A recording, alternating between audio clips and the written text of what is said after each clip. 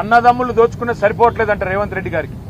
HILT కుంభకోణం పేరు మీద హైదరాబాద్ లోని పారిశ్రామిక వాడల్లో భూములను కొల్లగొట్టడానికి 5 లక్షల కోట్ల విలువ చేసే 9,200 కోట్లు 9,200 ఎకరాల భూమిని కొల్లగొట్టేదానికి ప్రయత్నం చేస్తే మా పార్టీ బయటికి తీసుకొచ్చింది.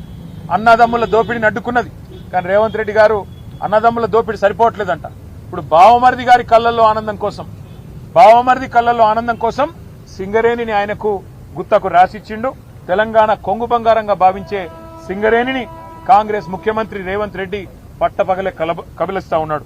అందుకే మేము అడిగినాం ఇవాళ గౌరవ గవర్నర్ గారిని, సార్ మీరైనా ఇన్వాల్వ్ కండి, మీరు కిషన్ రెడ్డి గారికి ఆదేశం ఇవ్వండి, సిబిఐకి ఇస్తారా, సిట్టింగ్ జడ్జికి ఇస్తారా, మీ ఇష్టం, ఎవరికి ఇస్తారో ఇవ్వండి.